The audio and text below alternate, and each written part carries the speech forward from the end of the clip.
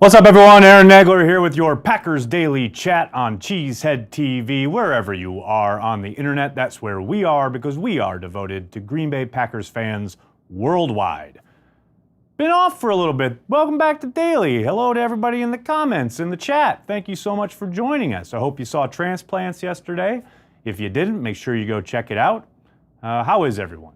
Hope you're all doing well. Good to see you guys chatting away already about Josh McDaniels. Sure feels like he's the favorite, right? Like, I understand they have yet to even interview any of these guys outside of the Jim Caldwell and Chuck Pagano and now Joe Philbin interviews, but sure feels like it's headed that way, right? And I see people in the comment section already talking about it. Obviously, last year with the Colts will be on everybody's mind if this ends up being the choice. But I would caution, I see people say, oh, it's already a done deal, etc. Look, last year we all thought that Russ Ball as GM was a done deal, and then Mark Murphy changed his mind. Don't forget, we asked Mark Murphy point blank last year if the GM that he hired would have the power to hire and fire the head coach, and he said absolutely yes. A week later, he had completely changed his mind. So that to me suggests that while McDaniels may be the front runner, that may be an absolute possibility, but if someone gets in that room with Murphy and Gutekunst and absolutely blows them away in the interview process, I wouldn't be surprised to see Murphy go that route with whoever that might be. So while I think obviously the news coming out today that McDaniels had turned down the overtures from the Cincinnati Bengals, while also agreeing to interview with the Packers on Friday. I don't think it's the foregone conclusion that maybe it feels like, but it certainly suggests that he's only interested in the Packers job. But we'll see as things go along here. Ryan, thank you very much for saying so. Thanks for checking out Cheesehead TV, and thanks for sticking with us throughout the season. Disappointing as though it may have been for the Packers. Cheesehead TV, we're devoted to you guys, whether they win or lose. Is Cheesehead TV continuing daily chats throughout the offseason? Zach, yes, that's the plan. Maybe not daily the deeper we get into the offseason, but we'll definitely be doing chats, a few times a week. Absolutely leading up to the draft, no question about it. We'll have tons of draft content for you. We'll have tons of content for you the weekend of the draft, so don't worry about all of that. I've heard you bash on Vic Catchman in the past. I'm just curious the story behind that. Kirk, you haven't probably heard me bash on Vic too much. That's really kind of Corey's bugaboo. I've got a healthy respect for Vic. I've met him a couple of times, met him at the Combine years ago. I think he does fine work. I always thought it was a curious choice that they hired him from Jacksonville to come and write for the Packers website. As Corey likes to tease, obviously he's got a long, learned history in the Pittsburgh Steelers. It's not to say he doesn't know professional football, because I believe he does, but yeah, I always found it an odd choice. But I have nothing against Vic personally whatsoever. I hope he's enjoying retirement and or writing for his own website. Hi from Austria, what's up? Thanks so much for checking out Cheesehead TV live. Is Pat Fitzgerald the Russ Ball of the head coaching search? Scott, that's a really good question and an apt analogy, considering that the Murphy tie there. I think last year a lot of people thought, and Bob McGinn reported, that Russ Ball was the favorite to get the general manager spot. Some of that thinking was because of his close proximity to and relationship with Mark Murphy. I think Fitzgerald has kind of been the forgotten man since he made that statement on stage the other night saying, I'm not going anywhere. But look, things can happen very quickly and things can change very quickly. So, there's always the old adage too. Can you tell if a college football coach is lying? His lips are moving. And I'm not saying that's what Fitzgerald's doing, but still a lot to play out. And remember, they've barely begun the interview process. So we'll see if they end up interviewing Pat. We'll see how many people they end up interviewing total. There's a long way to go here. How come there's no hype behind LaFleur? Doesn't he fit the young offensive guru mold? Callum, I believe he fits the mold of what people say they're looking for. I think if he had gone to Tennessee this year and they had lit it up offensively, I think obviously he would have a lot more kind of hype, buzz, whatever word you want to use around his name. The fact that they're, a team that has to lean on their running game in an age where throwing it around the yard is all anybody wants to talk about. His quarterback has been hurt. So I think there's some, outlying circumstances that are kind of maybe tempering people's enthusiasm for him. I think most people within the league and most people actually who cover the league, if you talk to them about LaFleur, people really like him as a coach and like his potential. And you don't have to look much further than Mike McCarthy when you're looking at a guy who's, coming from an offensive coordinator position whose offense was pretty terrible. That one year he was in San Francisco, and he got the job in Green Bay, and obviously that was a good decision. So I think he's got a legit shot at the job. But I understand what you're saying as far as you're right. His name isn't exactly lighting things up. People aren't exactly getting excited about it, at least online that I've seen. But I don't think that means anything in regards to his potential chances at getting the gig. Can you put the Antonio Brown rumors to rest, please? Well, Andrew, I can't put them to rest because, I don't even know what they are, really. If you're talking about are the Packers going to trade for him, I would be absolutely shocked if that was a move Brian Gutekunst decided to make. But never say never. I know a lot of people want to talk about how it would wreck their cap, but the more you look at it, the more you see a case can be made for the Steelers doing it and not really shooting themselves in the foot cap-wise. But I don't think they're going to go that route. I think the offseason will come and go and things will calm down as they often do. And, I know there's a lot of tension and drama around the Steelers in that situation right now, but I would tend to think that would dissipate throughout the offseason.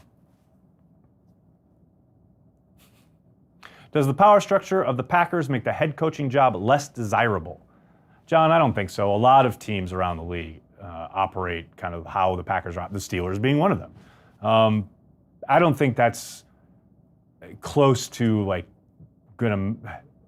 I don't think that's going to be a deal breaker for anybody, and I don't think it's going to make the job less attractive. Maybe if there's a guy out there that they love who has been a head coach before, who Murphy rubs him the wrong way in the interview process, maybe that's part of it. Maybe that plays into it eventually. But as far as the actual structure of it, I'm on equal footing with the cap guy and the GM, and I got to report to the CEO. I don't think that's going to make anybody kind of shy away or balk at the opportunity to take the job. If they agree with McDaniels, when will we know it? Stefan, I would think it'll be after they hold the rest of the interviews. I know they talk to McDaniels tomorrow, but I would think there'll be at least a follow-up interview. I don't think they're going to hand him the job tomorrow or anything like that. I think it's going to be a good week to 10 days yet. Well, now I say that, and hell, for all I know, they could leak it tomorrow night that they've agreed with McDaniels. But I would think that it's going to be a while yet. Fangio or McDaniels, please. It's interesting. Fangio's name hasn't come up in Green Bay. He has been linked to a couple of teams. Obviously, the Bears play this weekend, so he's not allowed to interview this weekend. But after that game is over, win or lose, then his schedule opens up as mandated by the NFL. But like I said, so far, there's been no rumblings or linking of Fangio to the Packers. Ha! Why the F is Philbin doing evaluations? I don't know, man. I have no idea. I have no idea why he's even in the building anymore. I understand they want to keep guys around. We talked about this on transplants yesterday. They want to keep guys around that are under contract, so whoever they hire as the new head coach, they can come in and make the determination. But please, Philbin's so attached to McCarthy, and I know he said the whole thing he talked about, he was on Mike Sherman's staff, and McCarthy kept him around, etc. But Philbin's had a long history now in Green Bay. You saw what he did as an interim coach. You saw that final game.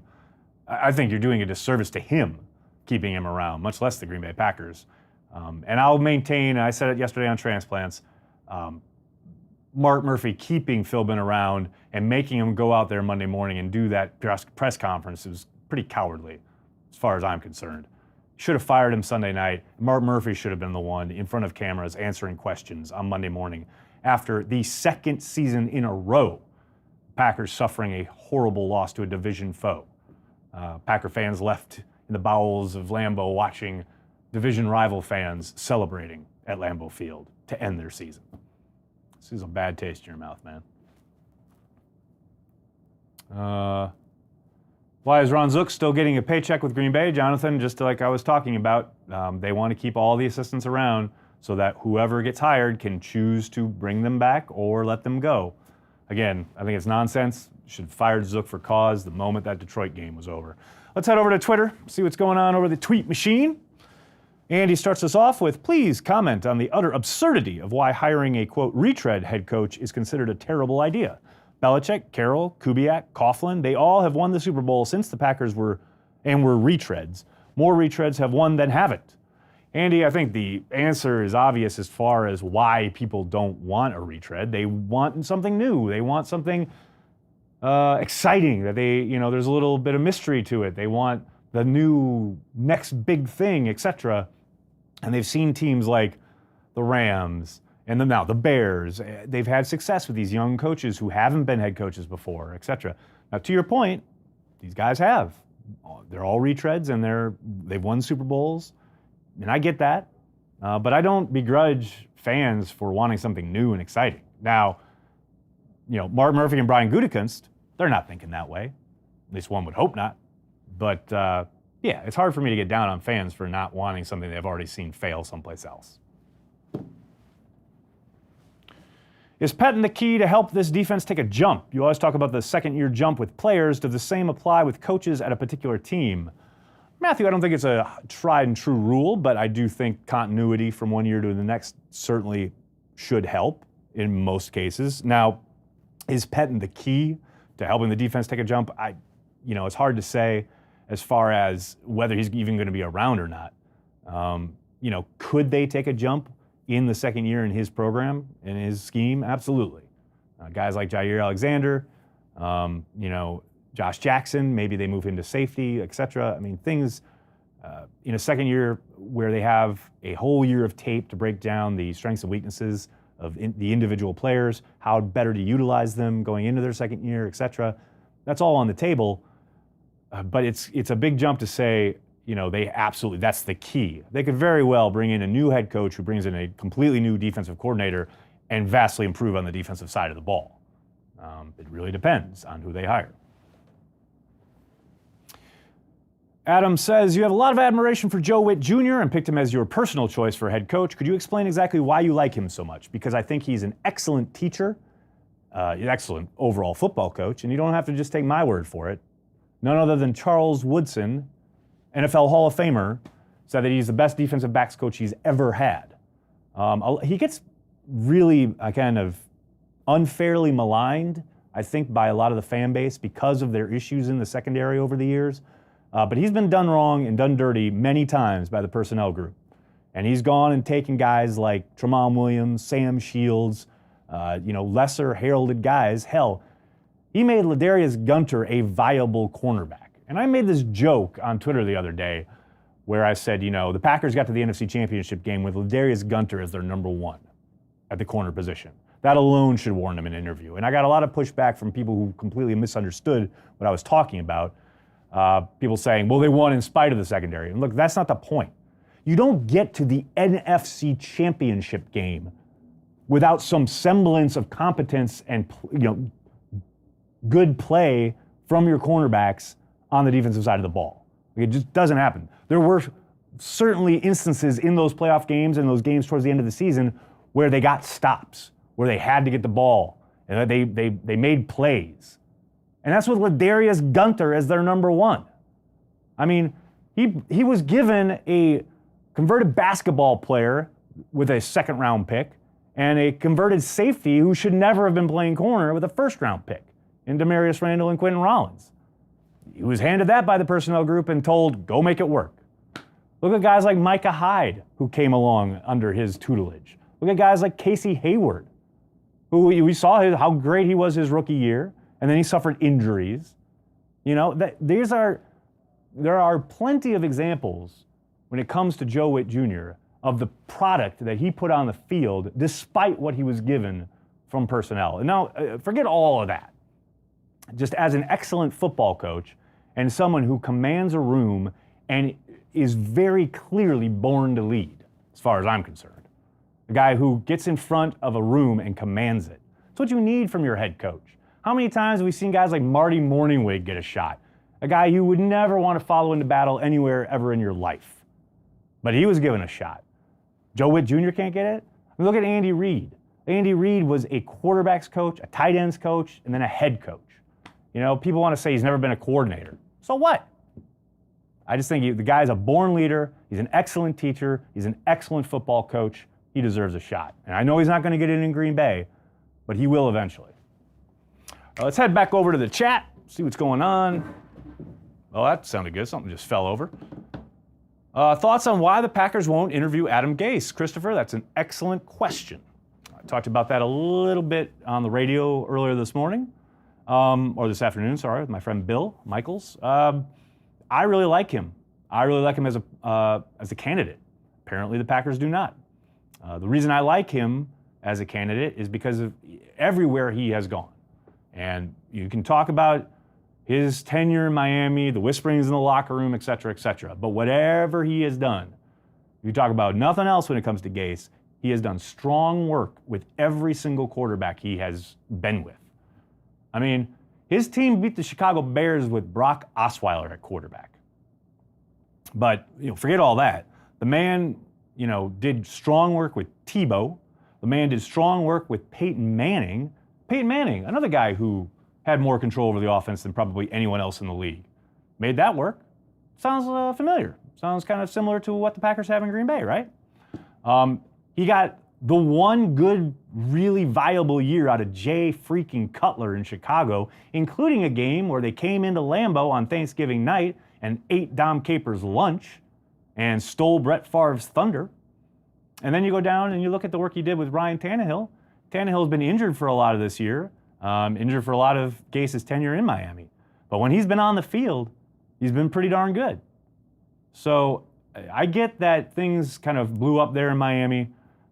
I would caution people to look at Mike Tannenbaum, ownership, et cetera, the things he was surrounded by and with. You bring him into Green Bay, you put him in the structure that they have, a personnel department that is completely dedicated to doing nothing else other than supplying him with players, other than maybe whispering in the coach or the owner's ear on the private plane. I think he would do good work in Green Bay. All of that said, apparently the Packers don't seem to agree. We'll see. Maybe he pops up later in the week as a candidate, but right now they don't seem interested. Alex asks, do I think they'll keep Crosby? I do. I know he was disappointing this year. I wouldn't say he single-handedly cost them that game in Detroit, but he sure didn't help.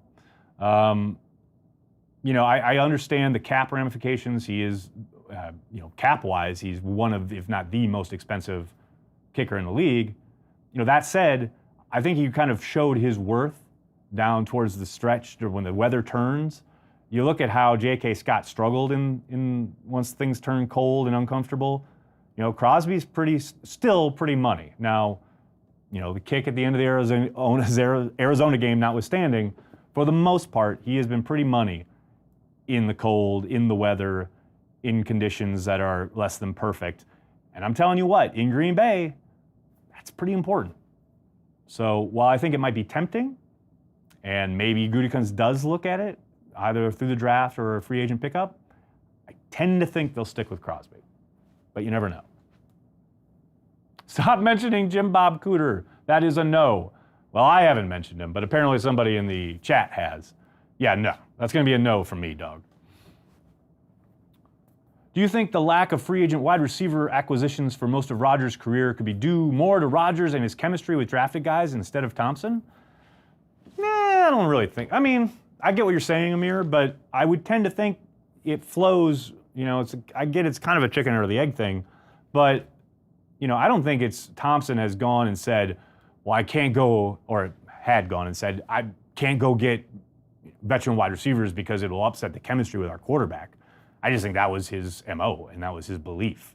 And it's funny because if you look at Jimmy Graham this year, he is a cautionary tale. He and Aaron Rodgers and their lack of chemistry is a cautionary tale and a perfect distillation of what Thompson was afraid of. Now, that doesn't mean Thompson was right. That doesn't mean that Thompson got the last laugh, so to speak, because of that that very clear lack of chemistry between the two. But it does kind of illustrate what he would always kind of shy away from. They'd much rather bring guys through their own program and learn their offense and grow in their offense and all work together as a cohesive unit rather than bring guys in off the street and then have, there's a particular play against San Francisco, the Monday night game this year, where Graham goes out on a third down and turns around and he just kind of drifts in the zone rather than turning around, presenting himself as a target. Rodgers afterwards is really frustrated. If you go back and you look at the tape, you can see him. He's really frustrated with Graham and he's really demonstrative. And that's kind of the thing that Thompson was always worried about. You bring in a guy from somewhere else who's got, a career full of habits, and then you put him there with Rodgers, well, it's going to take some time to sync up. Now, clearly, I think that was the case with Graham and Rodgers this year. So I don't think it was specifically because he was afraid of upsetting the chemistry with his quarterback, but I do think it's illustrative of, this year particularly, with Allison and Cobb being out for such long stretches. Those are guys with lots and lots and lots of reps with the quarterback, who now all of a sudden you've got a bunch of young guys who don't have a ton of reps with QB1. Nagler, why didn't you, this is a good one. Why didn't you admonish Murphy, Ted, Delusional Don, Morbid McCarthy when you were the preeminent beat writer? Slow down there.